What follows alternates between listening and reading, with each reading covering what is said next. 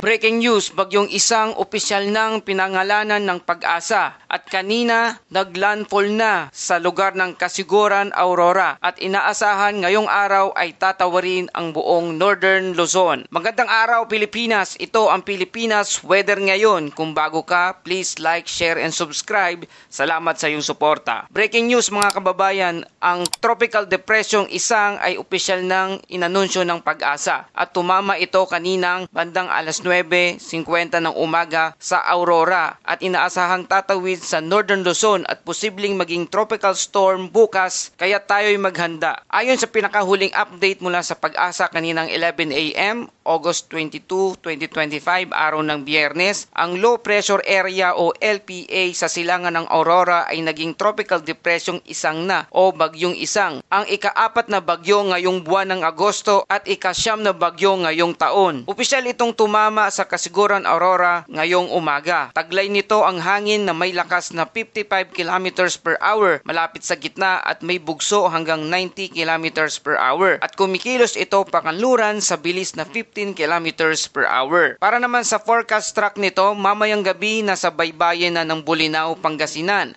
At bukas ng umaga naman ay lalabas na ito sa West Philippine Sea at posibleng maging tropical storm habang papalapit sa Hainan, China. At bukas din naman ng gabi ay lalabas na ito ng Philippine Area of Responsibility o PAR. Sa kasalukuyan, nasa ilalim ng Tropical Cyclone Wind Signal number 1 ang mga lugar: Cagayan, Isabela, Quirino, Nueva Vizcaya, Apayao, Kalinga, Abra, Mountain Province, Ifugao, Benguet, Ilocos Norte, Ilocos Sur, La Union, Pangasinan, Aurora at hilagang bahagi ng Nueva Ecija. Ang signal number 1 ay hindi pa gaanong kalakasan ang hangin pero sapat para makasira ng mga lumang bubong, mga puno at posibleng masira ang pananim tulad ng saging at palay. Meron itong taglay na malalakas na ulan, dala ng bagyong isang at ng habagat ay ramdam sa malaking bahagi ng Luzon at Visayas. Tandaan mga kababayan, hindi lang bagyo ang dapat bantayan kundi ang epekto ng habagat. Ito ang tunay na nagdadala ng